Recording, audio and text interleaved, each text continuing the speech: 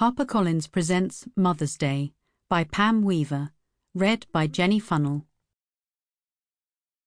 Chapter 1. July 1948. It was gone. Really gone.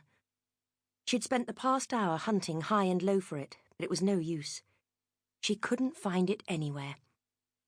She'd tried all the usual places first, the drawer, the kitchen dresser, her coat pocket, but she quickly drew a blank.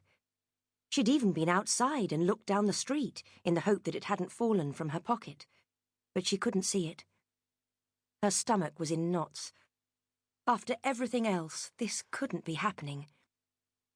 Having tried the obvious places, for the past 10 minutes she'd been looking in the pram, the toy box, and the outside lav, places where she knew it couldn't possibly be, and yet she hoped against hope that she'd find it. "Have you seen Mummy's purse?" Jenny pushed her silky brown hair out of her eyes and looked up at her mother with a blank expression. She was a pretty child with long eyelashes. Born in the middle of the war, she was Sarah's first child.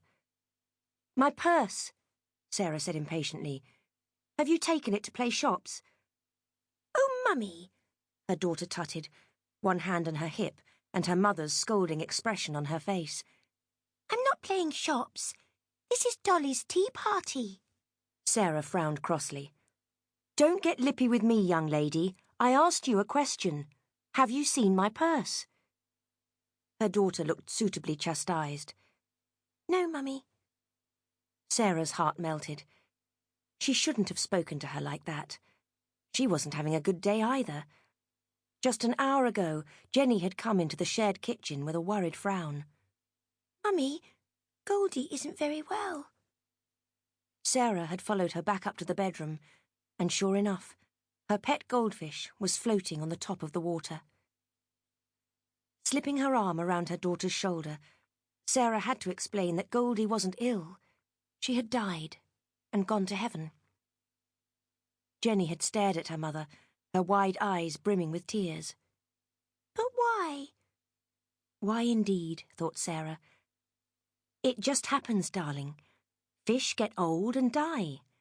It was Goldie's time to go." "Is that what happened to Daddy?"